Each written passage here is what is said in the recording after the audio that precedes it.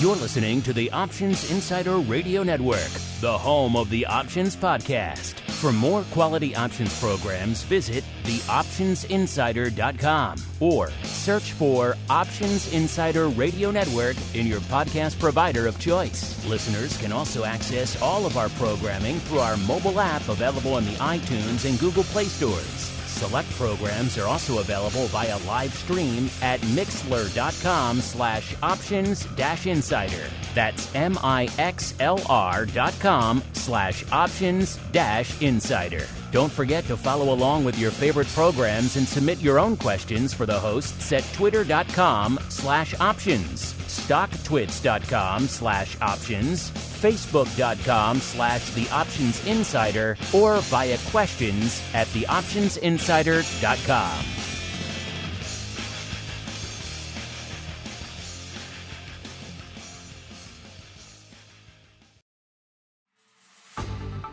Welcome to Volatility Views, the premier program for volatility traders. Each week, we'll take a deep dive into the world of volatility with in-depth analysis, trading activity reviews, strategy breakdowns, cutting-edge education, and much more. We'll also bring you exclusive conversations with the traders, researchers, and asset managers who are reshaping the volatility landscape. If it involves volatility, then you'll find it on Volatility Views. And now, it's time to take a deep dive into the world of volatility. It's time for Volatility Views.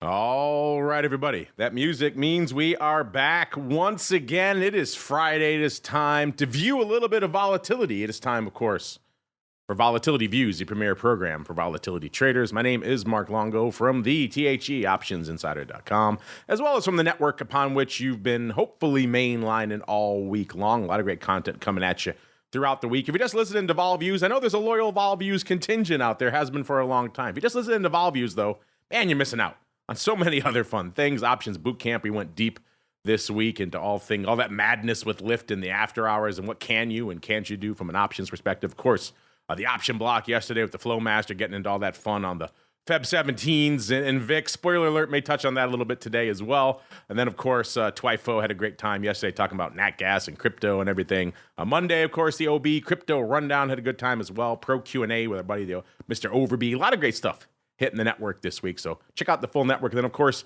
for the pro stuff I mentioned, like the Pro Q&A, and if you want to come back after Vol Views today for a little bit of extra fun with options oddities, only one place to go. The optionsinsider.com/pro is the place to go to learn more as we go around the horn and see who's joining us on the old program today. First, let's go out to the dark, the stormy, some might say hellacious this time of the year or all year round shores of Maine, where we are joined once again by the rock lobster himself, Mr. Andrew GIOVINAZZI from OptionPit.com. Mr. G, welcome back to Volatility Views, sir. It's good. I mean, I only come here like once a month, maybe if I'm lucky. So and then we got some special guest you hauled out from 2023. So we have an exciting show coming. We have an exciting show indeed, because also joining us for the first time this year, he hasn't been on Vol Views since October 20th of last year. He is Rich EXCELL, professor over there at the U of I. You've probably seen a lot of his fun analysis and charts, his excelling with options. Does a lot of that over there at CME as well. Rich, welcome back to Volatility Views for the first time in this new year, sir. Yeah, I'm looking forward to it. This is exciting. I know we've been talking a lot about it. A lot's changed, a lot maybe the same since I was on last. And Andrew, it's good to meet you via the show. I'm looking forward to the discussion today. You picked a good week, Rich. A lot of vol popping off this week. So let's get to it. A little bit of the old volatility review.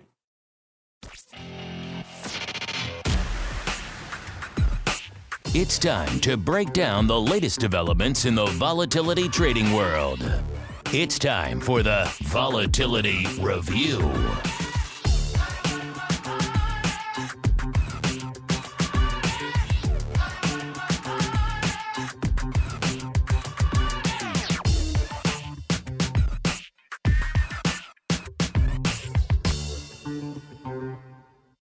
All right, everybody, welcome to the Volatility Review, the portion of the show we break down the week that was and indeed still is from vol trading and trending and analysis and all sorts of fun perspectives.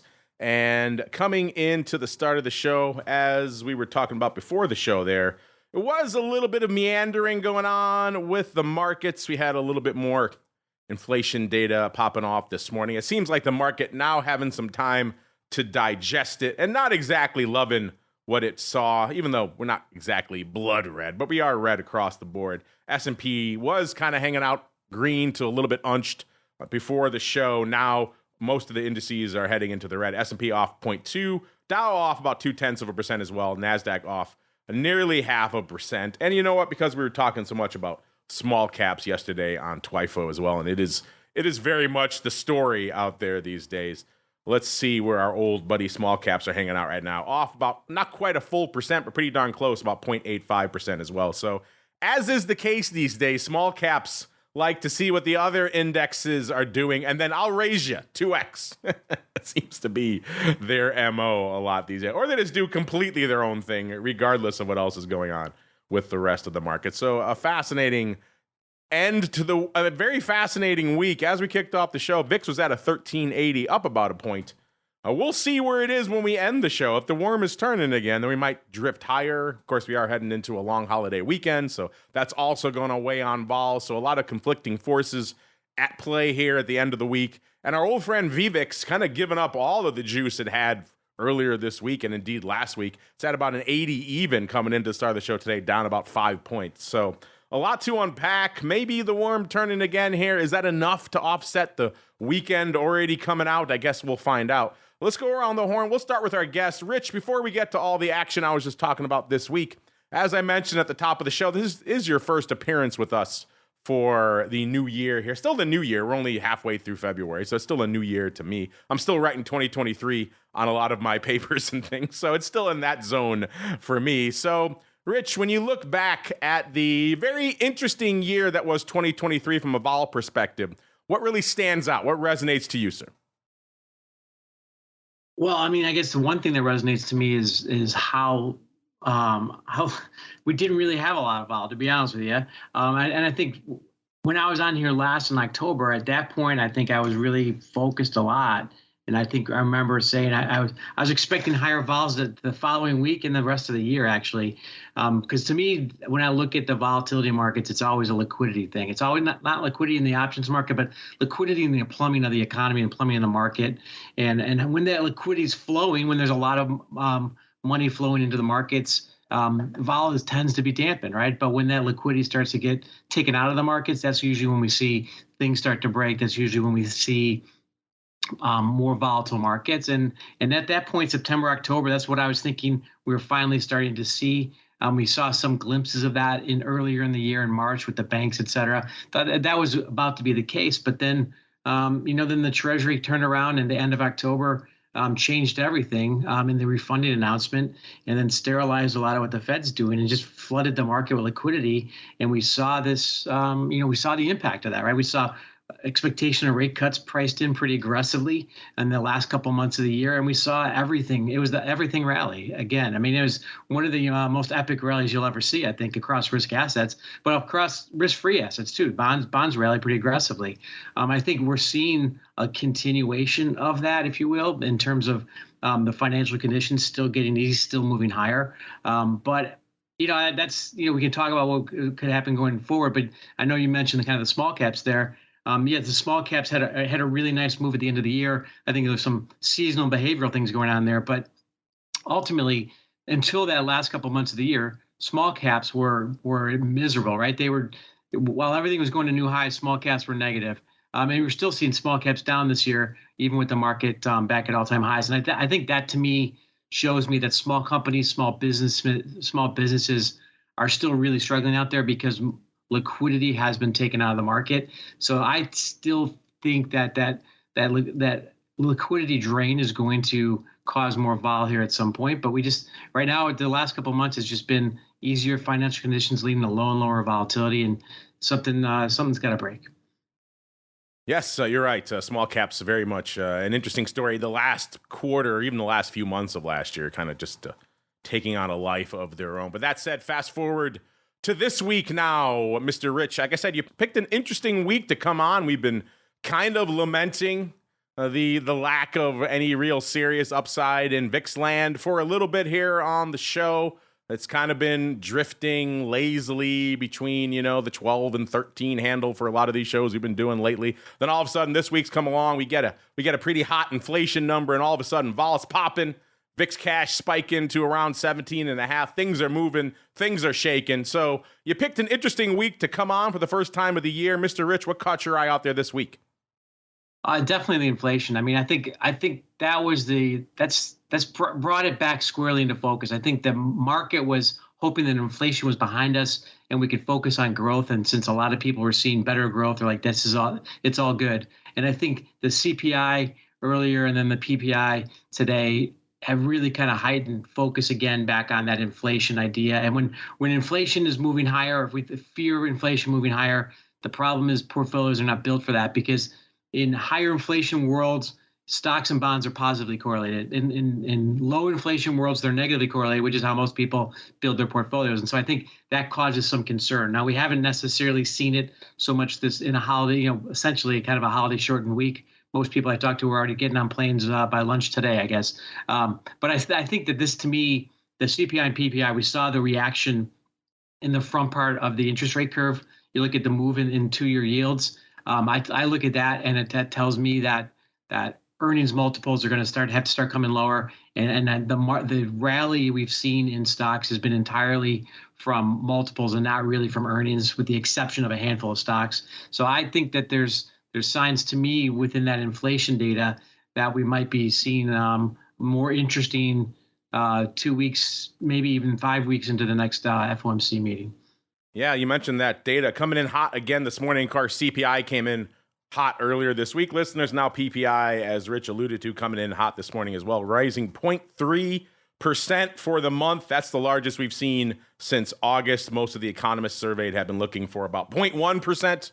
So obviously a big jump there. We were kind of talking before the show, maybe a little bit of a surprise that it didn't derail the market in a similar fashion to what we saw with CPI. Maybe one of those things, you just got slapped in the face a couple of sessions ago with similar type of data. Maybe you're already kind of a little bit prepared for the next shock to come. Either way, but again, it looks like the worm might be turning out there now. It's maybe a little bit of a delayed reaction. Really quickly, Rich, the question I've been getting from some people this week, I want to put it to you as well, is what are your thoughts on the VIX move this week? This is the thing people like to judge now. Post 2022, post the year that VIX was quote unquote broken. Nobody liked how VIX performed in a year that the market was mostly selling off. They thought VIX wasn't really doing its job. So everyone likes to look at the moves it makes in these sell-off weeks and see if it's appropriate. We spiked up to around 17.5 into cash. What are your thoughts? VIX doing what it's supposed to do, underperforming, outperforming? Where do you fall, Rich? Well, I'll tell you where I fall. I mean, I think we have the VIX, to me, always tells me maybe in some ways the nervous side of the market, right? And historically in S&P 500, the nervous side is always the downside of the market, right? So that's why we have that negative beta and a very sharp asymmetric negative beta. However, what we've seen in the flows this year is that there's really no demand for downside options. We've seen the skew of input options versus the at the money as at one of the lowest levels we've seen in 20 years. Conversely, we see the discount, normally obviously calls traded at discount, that discount has collapsed to one of the lowest levels in 20 years. And so when we look at that, tells me the nervous side of the market in some ways is the upside of the market, right? It's the FOMO market. People are maybe invested, maybe they're using call options as a way to get some exposure to the market. So I think, to me, I think markets rallying on news that you think should take it lower probably makes people more nervous than if it actually did what it was supposed to do. I don't think people are hedged for the downside. I think they're really all in on this move on the market. But I think that what was kind of maybe you could be construed as confusion is that I don't look at the VIX as a fear gauge. Well, it is a fear gauge, but it's a fear gauge of what people are worried about. And I think a worried is that it moves higher and they're not invested enough. Yeah, it's something we were talking about yesterday, specifically with small caps. We were actually analyzing some of the near-dated skew out there. And listeners, you can see this for yourselves if you go over to the cmegroup.com/TWIFO reports and just go to small caps there. All the near-dated contracts. So you're talking the 0-day stuff, but even going out 6, 8, 11 days, all the upside is bid. You're seeing a bid to the upside in the Russell 2000, which is something, again, you don't typically see in a major index, any sort of bid to the calls. So yeah, things are getting a little funky out there right now, listeners. Speaking of funky, let's go out now to the shores of Maine where things are always funky. Mr. Rock Lobster, like I said to Rich, a very interesting week out there. Things getting spicy on Tuesday, then kind of calming down a little bit. And looks like, I don't know, maybe they're going to get spicy again today. Bit of a delayed reaction out there, but intriguing stuff nonetheless. We also have this weekend, long weekend, weighing on vol as well. So two very much juxtaposing forces at play out there in the market today. What was catching your eye out there in another wild vol week, sir? Well, we did have that. I love the show with Henry yesterday. So for people that didn't listen to it, they should catch the option block we did yesterday. I thought that was a fun show because Henry had a lot of good tidbits for us in that show.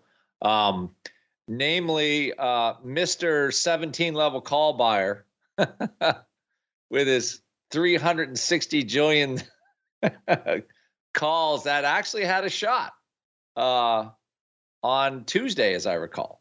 So that caused at least partial of that parabolic squeeze in VIX on Tuesday. So I thought that was, and literally as fast as it went up, it totally came back again. So as we just alluded to here, the bid for volatility is just not huge. However, since Option Pit does have a proprietary fair value indicator for the volatility market, it works a little differently than other ones, I think. But basically, we measure how unstable the forward vol relationships are. So basically, when the market is this kind of, what we'll call this happy bullish phase, VIX is around 12, and there is what I would call a statistically normal amount of contango in the futures. That's what I would call a benign curve, right? So realized vol's super low in the front. We kind of meander around a little bit, and you have, that predictable decay out of VIX futures for a period of time. The vol products get smoked, and you and I are all laughing to the bank buying puts and UVIX and stuff like that. That's what I would call a normal market. And then, of course, every other time that's not like that. So anytime we deviate from what I would call like benign sentiment in the front end, our little curve gets red. It flashes a red blinky light for us. And right now we're still in that. We are still in the red blinky light stage for futures. So that means what? That means that short-term volatilities are a little flatter than normal, a little more backward. The forward vol's a little kinked up in the front. So there's still like, they might not be bidding for the downside skew, but they are bidding for gamma, I would say, from the money. Like, so, you could buy volatility in different places. You could buy out of the money puts. You can buy at the money. You can buy out of the money calls. You can do combinations of all things. So, I measure, what I'm always interested in measuring is everything from the money. That's how I did it. And now you learned how to do it when you're an SPX trader. I don't know if it's changed or not. I haven't traded an SPX pit, but I assume they're just much more sophisticated at it now. And that's how you measure. So right now, I think there's still like somewhat of a bid for at the money vol relative, at least the way I measure it, because your close to close vols are not that high. We're still like 11-10% in SPX. So, VIX at 14 is non-trivial, right? So there's premium in the market for options, like a pretty decent amount, I would say. Yeah. 10-day vol in SPX is 1162, 30-day vol is 1115. So and we had this week, we had that huge swing down, huge swing up. So there is some, the traders are not really, at least from a liquidity provider point of view, nobody's coming in there and pounding those options down near the money to keep, to actively sell that vol. So I think the inflation, I think people wanted a better inflation story. They didn't get a better inflation story. You and I and Tusaw and Mark have talked, like, how are they going to cut rates when is inflation really going down and there's government spending tons of money? Like, I don't see how it's possible when the left hand doesn't talk to the right hand. It's like Powell's fighting his own battle by himself there. He's like the only guy in the shield wall, He's like, where's everybody else? Doesn't work that well in the shield wall with just one. Just one. That is just a shield. It's him in the front, and all the guys in Congress are like 200 yards back saying, you do it, Powell. Yeah, you take care of that. Go out there, man. You go. You take them out. So, and I just think, we're running just enormous deficits for like what? Why are we spending all this money and what are we getting for it? But anyway, that's a whole nother subject. Just the fact that it's happening is going to make it harder for inflation to come down. There have been some really good earnings, and I would agree with our guests here that like the small cap, what I would call Main Street earnings, not that great. I mean, they're making money, but you're not seeing killer earnings growth. You're seeing killer earnings growth, I think, in chips and A and like this, in what a kind of a narrower part of the market. Banks are making money, oil companies are making money. But I think more businesses that are hurt by inflation than are really gaining from it, contrary to the press. So as of right now, I have a nervous volatility curve. That doesn't necessarily mean we go down, right? But I think it's reasonable to assume we're going to see a little more volatility next week than the lower realized vols implied. I'm more of the camp of siding with VIX and a bigger move in SPX than, basically the trend we've had over the last 30 days. Indeed. And I'm looking here. The numbers are flying around a little bit on my screen, so I can't see all the names. A lot of people in there, but I do see, the second you mentioned his name, the Flowmaster did pop into the chat. So you invoked him, sir, somehow. So be careful. He heard you. His ears were burning. He heard you talking about him, talking smack. So Henry brings good goodies. He knows it. He knows his goodies are good. He does have some pretty decent goodies out there. Let's see what else we got cooking on here. Maybe we got some good goodies of our own here, listeners out here on the show. Let's go out to the land of the VIX futures first, where I've said many times on the show, the answer to all of your volatility questions lies. You just have to be able to find it somewhere in there. And coming into the start of the show, spoiler alert, things are still a wee bit up from where they were this time last week. We are up a little over a point, about 1.12 points in the Fed future. Again, that one kind of going the way of the dodo pretty soon, so I don't pay as much attention to that. Going up a little bit to March now. That one up slightly when we kicked off the show, up about 1/4 of a point. Of course, if this trend continues here, if we're seeing more sell-off continue out there, then perhaps we'll see that continue. Of course, if this sell-off mitigates, then that juice is probably going to vanish pretty quickly into the teeth of a long holiday weekend. Mr. Rich, I know you spent a lot of time parsing the world of the futures. What's catching your eye out there on the volatility surface this week? Well, I think when I look at it, I like to kind of look out a little bit further, because to me, the with that inflection point as we kind of move March, April, that to me is the most interesting period.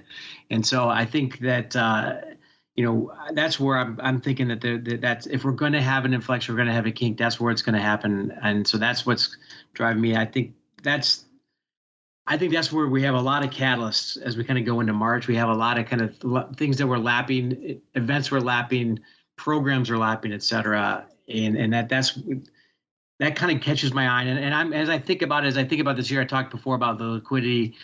For me, a major forecaster of where the VIX is going to go on a smooth moving average basis is just looking at the yield curve. The inverted yield curve leads by 2.5 years of what the VIX is going to look like. And as you know, we've been inverted for well over a year now. So actually, so I look at 2024, especially as we kind of get to the middle to the later part of it, and thinking that this, from that liquidity standpoint, it's going to be we're going to see more and more problems, and that therefore higher volatility as the year plays out. And I think some of that could kick off in the spring with new dot plots, March FOMC, expiration of the bank term funding program, going into the next round of earnings in April, et cetera. I just think there's a lot of interesting places kind of going on there. Yeah, this curve does give me the heebie-jeebies. I've been saying that for a while now. I was looking at it. They were kind of eerily reminiscent of what we were talking about this time, 4 years ago, early 2020. In fact, this time exactly almost 4 years ago. On Valentine's Day in 2020, VIX closed at about a 1370. We're at a 1380 coming into the start of the show today, listeners. Of course, before all the COVID madness happened back in 2020, everyone came on the network, everyone came on Volviews, just completely obsessed with that kink you were just addressing there, Rich. That little kink around the election. Everyone was saying that was overdone, it was overpriced, we need to sell that and buy some other months and spread against that, and that was all the rage. Of course, Valentine's Day came and went, and things started happening. And within 2 weeks, VIX was at a 40. A couple weeks after that, it was at a 60. So, yeah, I'm not saying we're going to see a repeat of that, hopefully, listeners. But still, does give me some eerily reminiscent vibes of what we were looking at this time 4 years ago. Mr. Rock Lobster, same question for you. What are you seeing out there on the vol surface this weekend? Is anything about what you're seeing out there right now giving you the willies, giving you the heebie-jeebies, sir? Yeah, I have to say I have a little heebie-jeebie. So, I tell my students, I wish the VIX curve would have been around when I was a floor trader, because it probably has the best information anywhere, right? Because it takes the forward vol surface and it gives it to you in an easy two-dimensional package. Wait a minute. Are you saying the abstract at the money vol of the OEX was useless for you? How dare you, sir? The problem was looking at it, right? In the old days, it wasn't easy to poke around on a quote to get the at the money vols. Your company would, we did what's funny is we did not organize, even with Group 1 in the mid 2000s, as late as I was there, we did not organize volatility that well, horizontally. Anyway, it's something I've picked up in my old age here. But anyway, I would say right now, though, you have the March future relative to the VIX cash in this part of the cycle with this many days to go. VIX cash is relatively high to the future, which means the forward vols for March are a little low, which means all the short-term vols in SPX are higher than I would say historically normal. So that's all that means. So when you have compression of the curve, that means, I know it sounds counterintuitive, but that's how forward vol works. So all the short-term vols are a little higher than normal, which means traders are not they are not buying into the benign lower vol, lower realized vol. There's nobody as aggressively selling it. Now that could be because they think we're going to take off for another 1, 2, 3, 4% in the next, 2 weeks or a week and a half. They're not letting the vols at the money are not relaxing enough. Because when you go straight up is still, it's kind of sneaky low realized vol, I call it. If the market is up 100 points in SPX every 3 or 4 days, volatility is not going to come down because, even though the 30-day straddle is $110 or $120, if you're moving $110 every week in the same direction, 4 weeks later, your straddle was $300 underpriced. So the vol is not going to come down, and that's kind of where we find ourselves. You got to be realistic. You're at an all-time high in SPX, and the VIX bottom was in December. So we have had 2 months of, we're at near record close here, and VIX is 1.5 points higher than the low, or let's say 12 was about. I think we just traded 12ish. So it's almost 2 full points higher than where it was 2 months ago. So that's telling you that we moved probably too far, too fast. again, it doesn't matter. I'm not in the business of shorting the market at all aggressively. But vol is higher with SPX higher, which is, is generally that's kind of a broken anti-correlation. So as long as it stays like that, I'm gonna,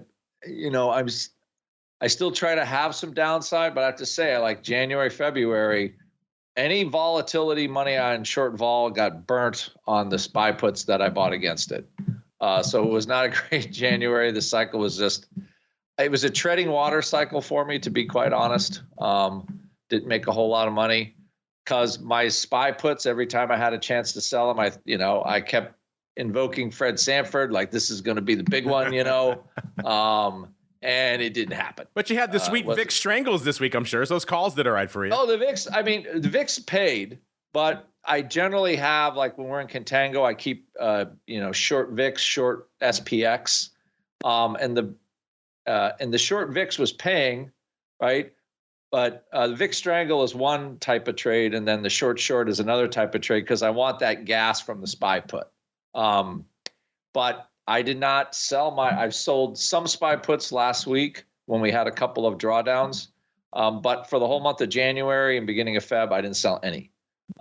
Anytime they were up money, I didn't sell them. Because they were up a little bit, but not enough to get me excited. And they all went out worthless. So this was probably the first full cycle where I had expiring puts every week, expiring every week. All of them are dead. Last year, obviously that wasn't a problem because there was enough up and down in the market that you SPY puts would pay, but not this cycle. So I just, is that a symptom of we're at the top? Am I going to do the same thing again? I'm spending less money on the SPY puts right now.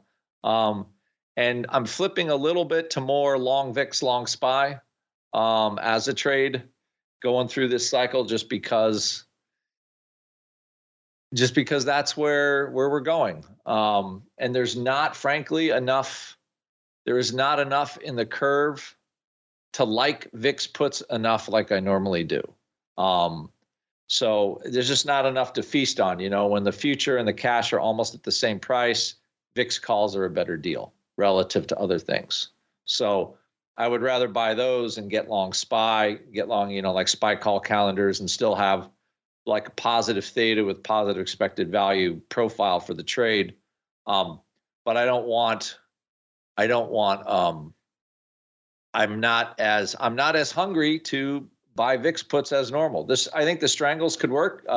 But you could see you have to trade them. Like you had that pop. If you didn't sell your calls in VIX, you had to be on that one. Yeah. Yeah, you had to be on it. Like we talked about, you had to have offers in and they had to be swept. So, but will there still be opportunities? Sure. Yeah. But it's not the same. I'm not running my vanilla bread and butter trade that I normally would when we have the steep contango. Just because it's not. I'll be smarter to take my SPY puts next time when they pay. Let's put it that way. But the thing, like I'm going to make $50 on a put, and I don't take it. Now I take it just because the sell-offs don't last very long. I lamented not having my VIX upside this week, but you know me, Mr. Rock Lobster. My luck, the exact moment, which I think it did happen actually, of the exact apex of vol was, of course, during a show. So I'm not hitting bids. I'm not chasing the VIX back down. Of course, I would have missed that, of course, and then I would have been on here lamenting just like you. So there we go. Yes, your schedule does preclude you from exiting certain people trades. think I'm slinging all the time. I focus on the shows for you listeners. I cost myself money so you, the listener, can have a better product. Rock Lobster's got dings going off. When I got Dan on here at boot camp's got dings going off in the background all the time. Not me, listeners. I'm focused on you folks, to my own detriment often. My wife gets mad at me. What are you doing? But hey, you know what? You listeners have to come first at the end of the day. As we keep on rolling into the land of VIX options, is it a banger day out there? PPI, you might be expected for, hey, maybe we got a little bit of juice, a little bit of action out there. And the answer is, not really. Long weekend as well. Maybe people are already taking it off. I don't know. Whatever's going on out there, not a lot. 202,000 contracts on the tape. The ADV, though, looking a little bit more robust this week, listeners. It is up to 766,000. That's up a fair bit. It's up about 114,000 contracts from this time last week. So you get a day or two with 1 million plus contracts. That'll do it. Rolling on into the top 10 positions. Obviously, we saw some VIX options rolling off the board since our last show. That's kind of shaking things up a little bit, which is nice. We needed a little bit of a shakeup in our VIX top 10 because that now opens the door, opens the kimono, if you will, to a few more puts sneaking in. I know a lot of you have been waiting for that. It's not a put palooza, don't get too excited, but we have 2 now. We were all excited to have 1 last week, so now we have a whopping 2 puts in the top 10. What are they, listeners? Well, stay tuned to find out. Spoiler alert, you don't have to wait too long. Number 10, 184,000 of the March 14 puts kicking us off out there this week. Followed by number 9, listeners, 186,000. Right back at it, Feb 60s. Here we go. Right back at it, listeners. And number 8, 187,000 of our second and final put in our top 10. Again, told you, don't have to wait too long. March 14 halves. So if you don't like the March 14s for whatever reason, not maybe meaty enough for you, allow me to present the March 14 halves. 187,000 of those bad boys for number 8. Number 7, 200K exactly of the AUG 47 halves. So we had a funky April AUG 47 half deal going up here this week. Maybe we'll get to that a little bit later. Number 6, 206,000 of the May 60s. So 60 strike back in action, listeners. Number 5, 211,000 of our old friends, the March 47 halves. We've been talking about this for a while. This funky 1x5 that they keep doing here.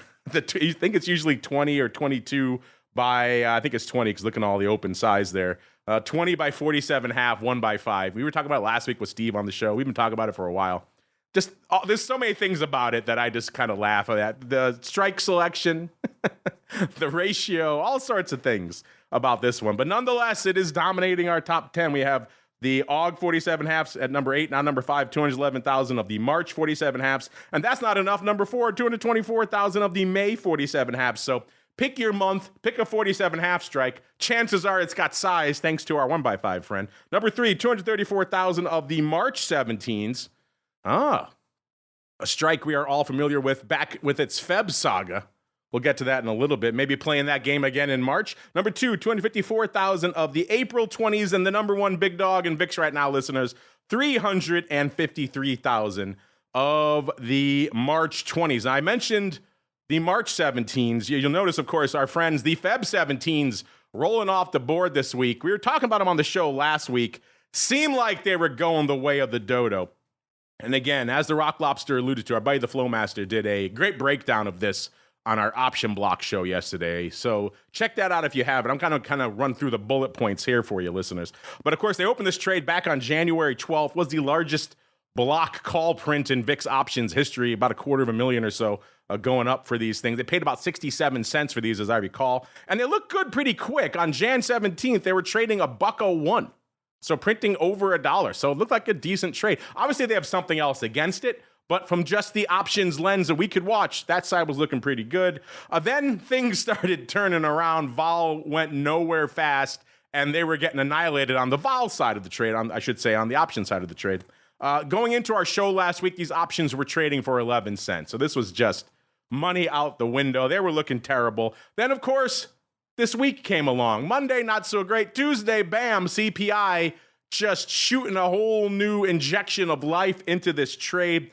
VIX spikes, vol pops. These options, these Feb 17s, go from being worthless to printing. They printed up to $1.27 on Tuesday. So you're looking at about a 2xer on this bad boy, pretty darn close to it. Now, they only printed small there. Someone actually got 2,000 of these off for $1.27, which VIX was 17.73. So I tip my cap to that person. They pretty much called the high. And that was all they got off of that level, listeners. They still had a bunch open is what I'm getting to. They didn't dump them all at $1.27. That would have been great. But alas, they did not. That upside was short-lived. We just talked about it with Andrew. You really had a few fleeting moments in the sun there, north of $1, and then that bid vanished for those calls. They ended up closing those calls at 42 cents, so still a lot better on Tuesday than they had been on Monday, but nowhere near a third of what they were just a few hours earlier. And they didn't, only about 100 some odd thousand traded that day, but if you look at the volume the lion's share were going up 13 cents, 14 cents. So if they were dumping some, they didn't get them off for great levels. And they didn't dump enough because there was still about 328,000 open going into expiration. So long analysis cut short, listeners, they had a chance. They had a brief chance. Now, it's going to be hard. Things are going haywire. You're not going to get close to 400,000 of these things off at that time frame. Probably not. That's not very realistic. You have to go out and negotiate that trade, obviously. Maybe someone's willing to take the other side when things are popping. But again, you got to catch the exact moment. But they probably could have gotten some of these off for a pretty decent level. And it doesn't seem like they did. So they had a chance to really monetize the hedge portion of their trade. And it looks like they failed. So that one, a bit of an ouchie out there. And again, even more stark when you see that they had a brief shining moment in the sun right before it all went away.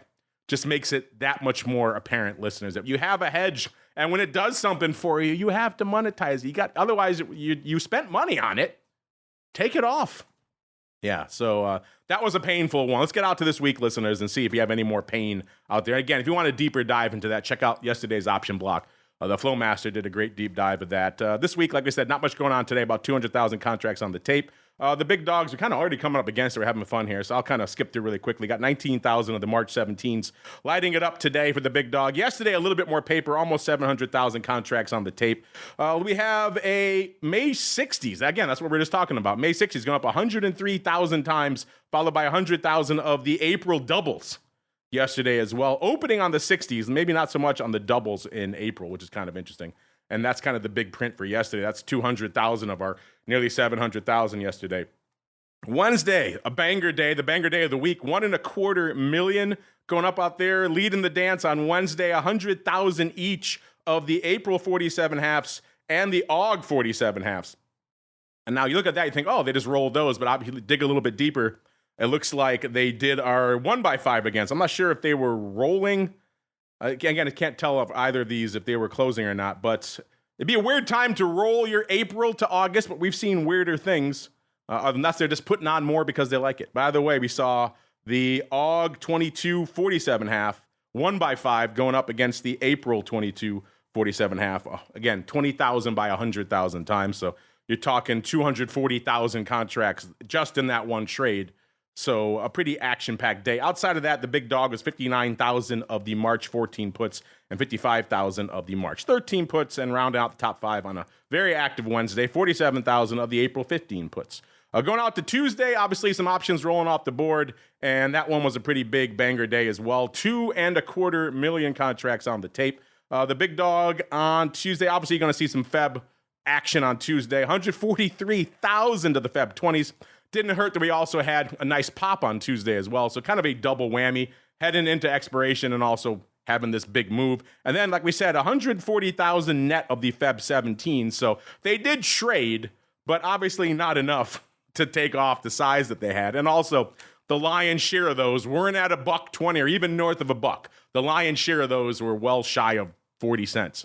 So, yeah, it wasn't exactly the banger trade that it could have been. And then number 3, 118,000 of the Feb 16s. Number 4, 79,000 of the March 40s, 4-0s. And rounding out the top 5, 77,000 of the April 22s. Monday, no slouch either, 797,000 contracts on the tape. The big dog, 71,000 of the March 21s, followed by number 2, 47,000 of the Feb 15s. Number 3, 45,000 of the March 17s. I could go on, but we got more to talk about here. But before we do that, Mr. Rich, I know you pay passing attention to what's going on out there in the land of VIX options. First off, were you aware of this ongoing saga that was going on with the Feb 17s? Kind of hard to miss it. It was an enormous print. Everybody was talking about it. What are your thoughts on this kind of so close, but not close enough, apparently? And then anything else catching your eye out there in VIX options this week? Yeah, I was mildly aware of the Feb 17 saga, but it's fascinating. And I think you're absolutely right that you have to monetize that hedge. That's why you put them on in the first place, right? At least roll it, do something. Doing nothing doesn't seem to be the right strategy. And so I think that's interesting. I will tell you though, that I've got to be tuned in more. I was not aware of the 1x5 that's been going on here. And that's really kind of stoking my interest. And so I want to look more into what's going on with that. God, it's polluting the VIX now. Every month, the 47 halves, you can't get away from them. Size open on every month now. So, yeah, they have some interesting strike selection. Let's just put it that way. But yes, the 1x5 for size. Pick a month. Chances are it's open for size. Might be a good question of the week out there as well. Do you like that 1x5? Somebody does.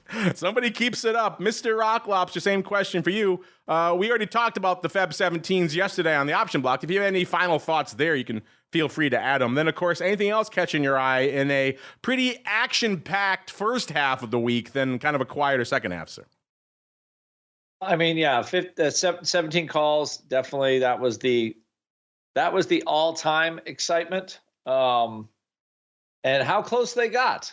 But as far as, VIX options right now, there's a little bit of interest now. I'm seeing some open interest starting to pile up on the 13 put at 24 cents, not very expensive. I can't imagine that you won't be able to sell those for a higher price at some point in the future, but I'm starting to see that, on a relatively quiet day, that put is around the money is sort of leading the volume gain. I'm starting to go up a little bit more here for the March cycle, and okay, there's some 17 call action. I thought the 17 calls were cheap for $1 a couple days ago. And now the 15 call is the same price in March. 15 call at $1.10. I'm just saying, if somebody's worried about a crash, they ain't doing it in the VIX, because that is like VVIX got to be in the 70 hand. It's got to be in the 70 handle. It was 80 when we kicked off the show. 81 a second ago. Yeah, it might have dipped into the 70s now as we've been doing the show. Yeah, it's 80.76. If it holds the 80s through the end of the show, I will be amazed. So yeah, I think, again, I like using options for leverage. I like building paired type trades, VIX and Apple, VIX and SPY, VXX and Apple. I don't care as long as it looks tasty to me, where you can see something that can kind of fly. But I also like options in VIX that are $1 or less around the money when they get that cheap. So, your creativity, you're only blocked by your creativity, but those are very, very, very inexpensive options in my view. And they're probably going to go out worthless. So you would need to have another trade, actually part of the trade that will really be making you bucks. But I love the long VIX, long SPY trade right now. I'm not going to lie. Just the pricing is just too good. And the good thing about a 15 call in VIX is if we have any kind of a shock, a real shock, that $1 call can go to $5 in a heartbeat. So you can do a lot with it for the next month. So it is a price performer if you're looking for that kind of a trade. We talked about it before. Historically, last few years have been kind of Weirdsmobile, obviously, but historically, when VVIX starts to get around 75, that's when things maybe start to happen. We kind of, outside of 2017, when all vol went to die, that's when usually it tends to revert. You get a little bit more juice out there again. So, we're not quite there yet, listeners, but we're starting to threaten those levels. Intriguing stuff. Let's keep on rolling out to the land of the VIX ETPs. Man, we're already coming up against it. We're having fun on the show today, listeners. Get out there to SVIX. SVIX 3960 right now, down about 1.4 points from last show. Today, about 3,600 contracts on the tape. The ADV is about 3,600, so not much really to look at out there. The big dog in SVIX right now, March 45 is about 3,000 of those. Let's keep going on to UVIX. This is kind of a little bit more interesting. UVIX 1080 right now. Obviously, it's spiked higher since our last show. It's up about 0.4 of a point right now. Doing a little bit of paper today, 9,200. The ADV is 14,000 right now, up about 1,000. So having a decent week out there. But like we just talked about the Feb 17s, I want to draw your attention to this trade we've been tracking for a while here in UVIX. This is, of course, our old friend, the 20,000 lot of the April 12s. That is still the size open position out here in UVIX by a country mile. It's 10x the next closest thing, almost exactly. So they bought these for $2.70 back on January 26th, I believe. And they closed going into our last show around $2, so they were already kind of wearing it on this trade. We said then, is like, you got to really be convicted to shell out for a lot of upside in UVIX. And when you have a move, you got to kind of act to monetize it. I mean, we talk about that with VIX all the time. UVIX, even more of a wasting asset. They had their moment in the sun this week on Tuesday. These options closed at about $3.74 on Tuesday night. And now, like I said, UVIX back around 1080. So that's all gone now again. So yeah, another one where I'm not saying you have to take all of it off, because obviously you're probably prepping for something pretty big if you're buying the April 12s, but maybe you sprinkle a little to make some of the pain a little bit less when all this erosion inevitably goes against you out here in a product like UVIX. So this is another one, Feb 17s and now the April 12s. Both of them had a moment. Obviously, April, they got a little bit more room to run, so it's not quite as pressing, but still a similar saga maybe playing out here as well. I'm curious for you folks, listeners. If you were along sides of these April 12s, you had bought them for $270, you were already kind of wearing it, now you had a moment, not just breaking even, but actually making about $1 on these things. Would you have taken some off? None? Would you have ridden the beast into the grave? I'm curious. Hit us up, let us know. That's what they did out here. And then, of course, UVXY 7 1/4, a.k.a. Mr. VIXologist's favorite product on the planet. He and the Meatball had a fun little back and forth on Twitter because the Meatball threw him under the bus for no reason on the show last week and then tweeted about it. He was very proud of his handiwork. So a fun GIF kerfuffle ensued, which was pretty funny. But 7 1/4, up about 1/4 point from last week. Today, about 100,000 contracts on the tape, the ADV 103, so unchanged there. VXX really quickly as well. Let's run through them all and get everybody's thoughts. VXX 1420, up about 1/3 point. 53,000 contracts on the tape, the ADV 66,000, so down about 2,000. The big dog in VXX right now, 29,000 of the March 14 puts. Mr. Rich, I know you pay attention to the VIX ETP universe. Which of these is catching your eye out there this week? And what are your thoughts on the size April 12s? Would you have let some of those go, or would you still be riding those bad boys right now? I absolutely. Well, I'll tell you what, Mark, my favorite way to do that is, let's say it's a hedge against your portfolio, maybe credit portfolio, whatever you have it on against.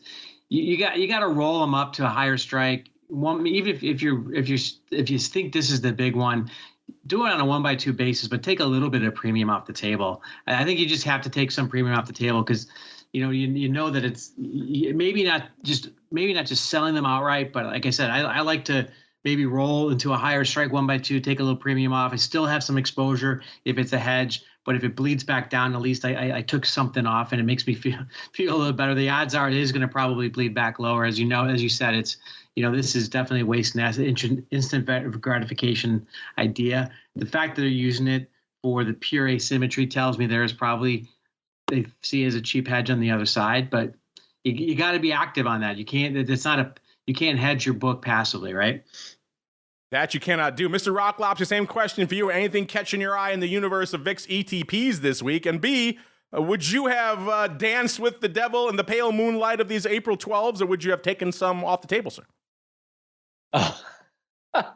Generally, I take things off the table. I put a stop. I've learned from the hard way in VIX or any of the vol products. So I personally did not do it, but that's how I do it now. It makes my life a lot better.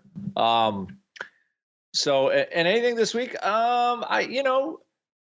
anytime you have a rally in VIX and it fails, my eye always goes to like SVIX as a pop. So I bought some SVIX calls this week, and as much as the vol curve, freaks me out a little bit, I do like pairing like a cheap VIX call with SVIX because I just make the duration on the SVIX a little longer. Because that way, if we have that extended vol decline, those calls can ramp up a little bit. So, again, there's opportunity here.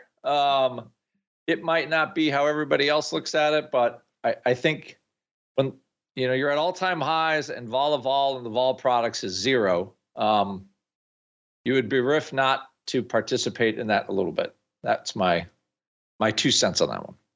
Indeed. And speaking of dancing with the devil, we all dance with the devil when it comes to the crystal ball. So let's get to it.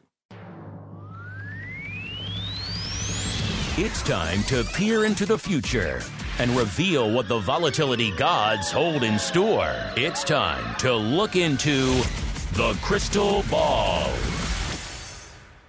All right, everybody, welcome to the Crystal Ball, the portion of the show where we all dance with that devil in the pale moonlight, aka VIX, and see if we can wrestle it to the ground for an upcoming week. Really quickly, let's run through some stuff here before we get to that really quickly. Listener mail, we got a question for you here, Andrew, about working upside limit orders in VIX. We'll have to save it for a future show. We're already coming up against it. Really quickly, we asked you about Apple and Tesla beginning of the week trading $188. Which one would you rather buy? Gun to your head. 38.5% going for Apple, 29.5% for Tesla. VIX creeping up, though, 20.5% at number 3, and crypto taking up the rear at 11.5%. You got a few hours left, so if you listen on the podcast, you might have a chance, but probably better off listening live. We're just voting throughout the week at Options is the place to go. A long way around to saying on the show last week, it was myself, it was the greasiest of meatballs, who was busy throwing everybody under the bus, and Mr. Steve Sosnick from IB. Steve was at a 1340 in VIX. I was at a 12 double, and the meatball was doing his palindromic nonsense at 1331. And spoiler alert, that little bit of a sell-off we were talking about going into start of the show, it seems like that has mostly mitigated. VIX is back to unched, slightly up about 0.05% right now. Sorry, VIX. SPX is slightly unched. VIX is at about a 1387 or so, which means, once again, no winner chicken dinner this week. The closest was Steve, though. He was about close to half a point away, so not quite within our margin of victory. But that does mean, Mr. Rich, you get the dubious honor of going first. I'm going to give you a twofer guest this week because you didn't join us towards the end of the year last year, where everyone got to make their VIX picks for the end of the year as well. So you get to do double duty this week. First off, what is your prediction for VIX this time next week? And then B, maybe I'll let you wait till after Andrew goes. You can think about it a little bit. You're also going to need to come up with a VIX closing print prediction for the end of the year, sir. Have at it.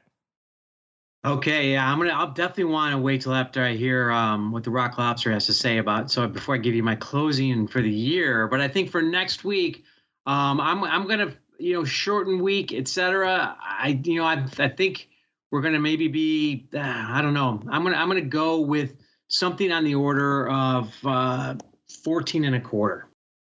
Interesting, Mr. Rock Lobster. Same question for you, sir. What are you feeling for this time next week? What am I feeling for this time next week? I know the vol curve wants me to say we go higher, but I also know that could swing either way.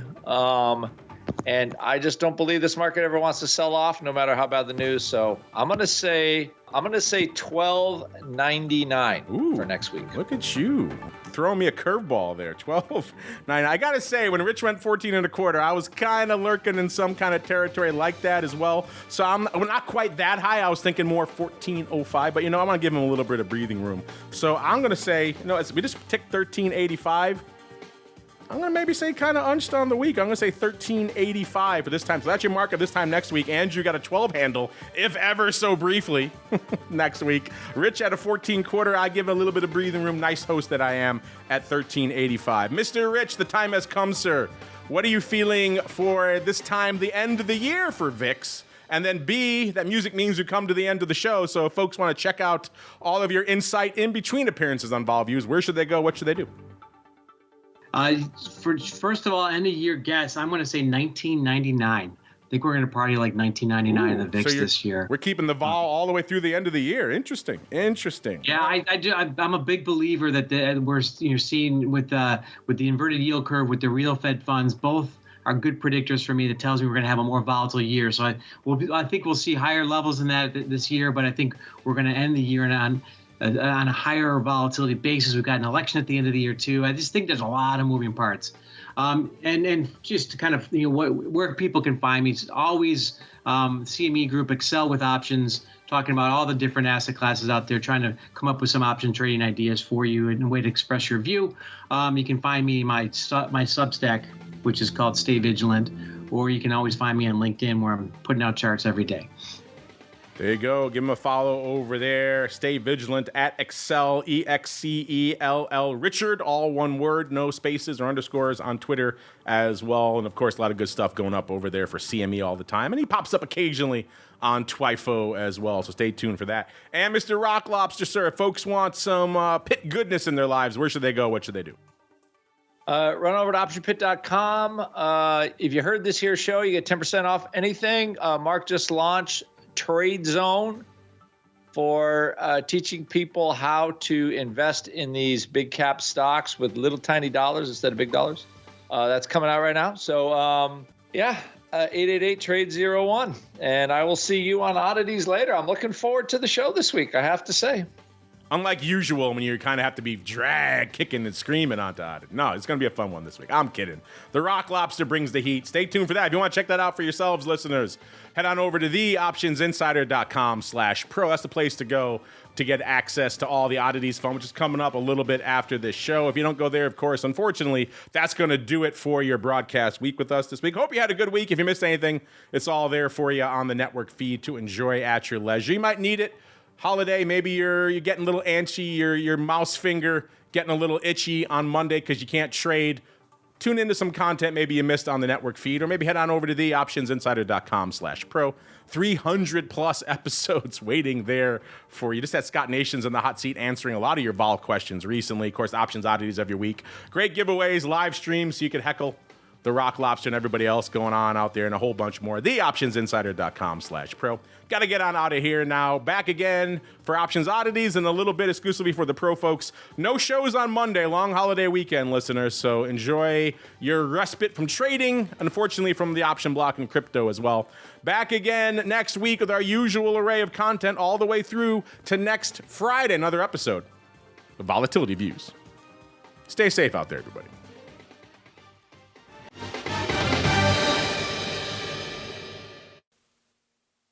You're listening to the Options Insider Radio Network, the home of the Options Podcast. For more quality options programs, visit theoptionsinsider.com or search for Options Insider Radio Network in your podcast provider of choice. Listeners can also access all of our programming through our mobile app available in the iTunes and Google Play stores. Select programs are also available via live stream at mixlr.com/options-insider. That's mixlr.com/options-insider. Don't forget to follow along with your favorite programs and submit your own questions for the hosts at twitter.com/options, stocktwits.com/options, facebook.com/theoptionsinsider, or via questions at theoptionsinsider.com.